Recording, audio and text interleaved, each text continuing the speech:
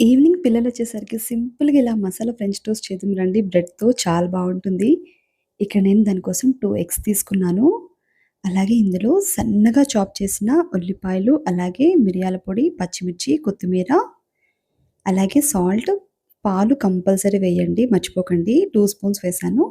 ఇది బాగా బీట్ చేసుకొని, ఇప్పుడు బ్రెడ్‌ని 2 సైడ్స్ కూడా ఇలా డిప్ చేసుకొని డైరెక్ట్‌గా పాన్‌లో బటర్ వేసుకున్న తర్వాత ఈ బ్రెడ్‌ని ఇలా 2 సైడ్స్ చక్కగా కాల్చుకొని, ప్లేట్‌లోకి పెట్టుకొని వేడివేడిగా సర్వ్ చేసుకోవడమే. చాలా సింపుల్ అండి. పిల్లలకైతే ఖచ్చితంగా నచ్చుతుంది.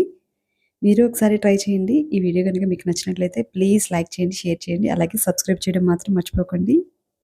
ఈవినింగ్ పిల్లలొచ్చేసరికి సింపుల్‌గా ఇలా మసాలా ఫ్రెంచ్ టోస్ట్ చేద్దాం రండి బ్రెడ్‌తో చాలా బావుంటుంది. ఇక్కడ నేను దానికోసం 2 ఎగ్స్ తీసుకున్నాను.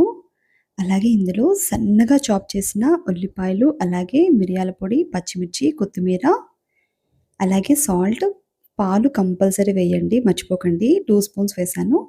ఇది బాగా బీట్ చేసుకొని, ఇప్పుడు బ్రెడ్‌ని 2 సైడ్స్ కూడా ఇలా డిప్ చేసుకొని డైరెక్ట్‌గా పాన్‌లో బటర్ వేసుకున్న తర్వాత ఈ బ్రెడ్‌ని ఇలా 2 సైడ్స్ చక్కగా కాల్చుకొని, ప్లేట్‌లోకి పెట్టుకొని వేడివేడిగా సర్వ్ చేసుకోవడమే. చాలా సింపుల్ అండి. పిల్లలకైతే ఖచ్చితంగా నచ్చుతుంది.